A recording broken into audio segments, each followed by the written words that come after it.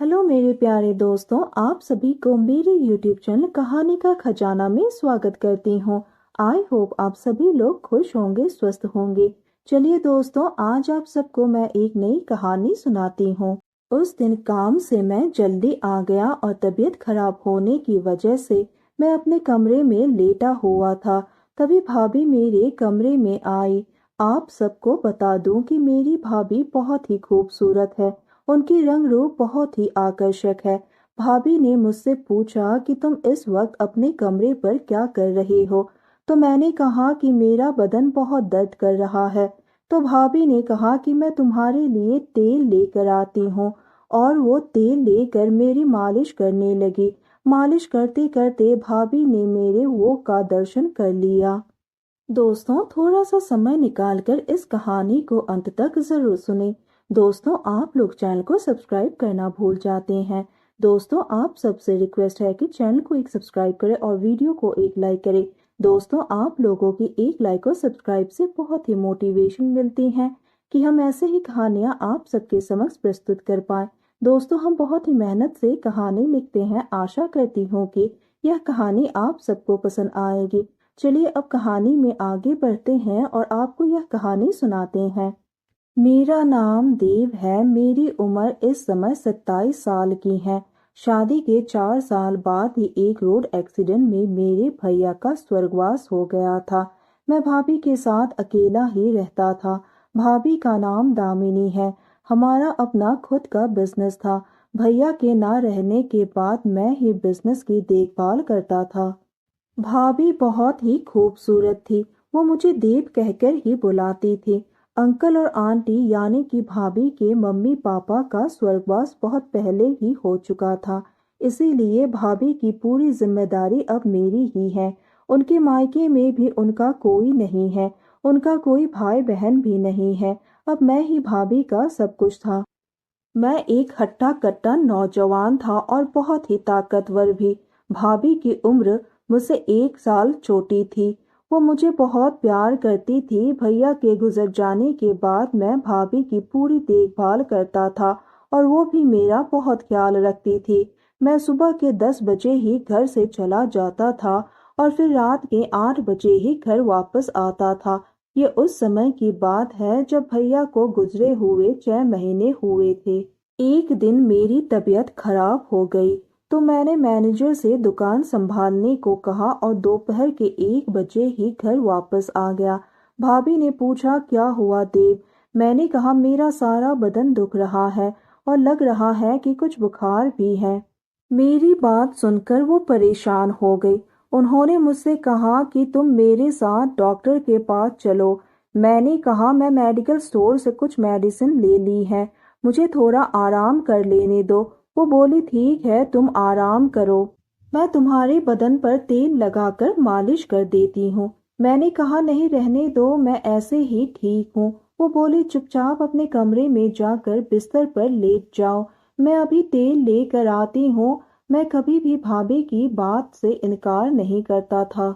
मैं अपने कमरे में आ गया। मैंने अपनी शर्ट पैंट उतार दी, केवल बॉक्सर पहने हुए ही बिस्तर पर लेट गया। मैं एकदम ढीला था और थोड़ा छोटा बॉक्सर ही पहना था। भाभी तेल लेकर आई। उन्होंने मेरे सर पर तेल लगाया और मेरा सर दबाने लगी। उसके बाद उन्होंने मेरे हाथ और पीठ पर भी तेल लगाकर मालिश किया। आखिर वो मेरे पैर पर तेल लगाकर मालिश करने लगे। आखिरकार मैं भी एक आदमी ही था। उनके हाथ लगाने से मुझे जोश आने लगा। जोश के मारे मेरा तंबू बन गया।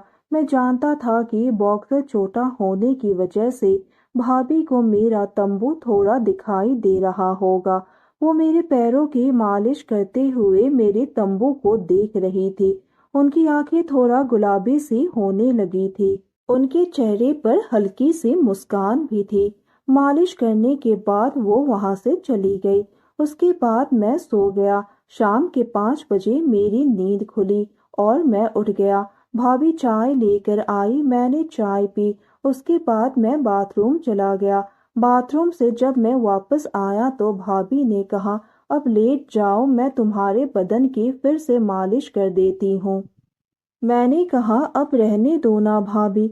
वो बोली, क्या मालिश करने से कुछ आराम नहीं मिला? मैंने कहा, बहुत आराम मिला है।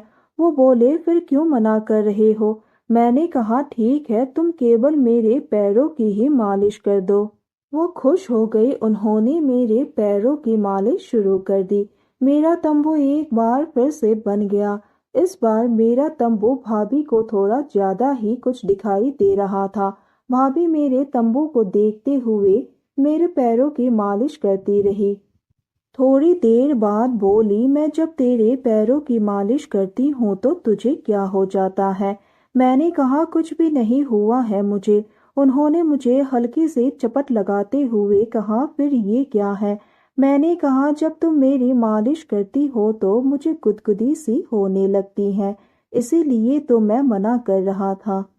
उन्होंने फिर से मुझे चपट लगाते हुए कहा, इसे काबू में रखा कर। मैंने कहा, जब तुम मालिश करती हो तो ये मेरे काबू में नहीं रहता। वो बोले, तुम भी अपने भैया की तरह ही हो। मैं जब उनके पैर की मालिश करती थी तो वो भी इसे काबू में नहीं रख पाते थे। पर मैं मजाक करते हुए कहा, फिर वो क्या करते हैं? वो बोली, बदमाश कहीं का। मैंने कहा, बताओ ना भाभी, फिर वो क्या करते थे? भाभी शर्माते हुए बोली, वही जो सभी मर्द अपने बीवी के साथ करते हैं। मैंने कहा, तब तो तुम्हें भैया के पैरों की मालिश नहीं करनी चाहिए थी। उन्होंने पूछा, क्यों? मैंने कहा, आखिर बाद में परेशानी भी तुम्हें ही उठानी पड़ती थी। वो बोली, परेशानी किस बात की? आखिर मेरा भी तो मन करता था। मैंने कहा, मेरा भी काबू में नहीं रहता है। अब तुम ही बताओ मैं क्या करूं? वो बोली, शादी कर ले। मैंने कहा, मैं अभी शादी नहीं करना चाहता हूँ। उन्होंने मुस्कुराते हुए कहा, फिर तुझे अकेले ही काम चलाना पड़ेगा। तुझे अकेले ही अपने आप को खुश करना पड़ेगा, तभी तू शांत हो पाएगा। तो दोस्तों, यह कहानी एक सच्ची घटना पर आधारित है।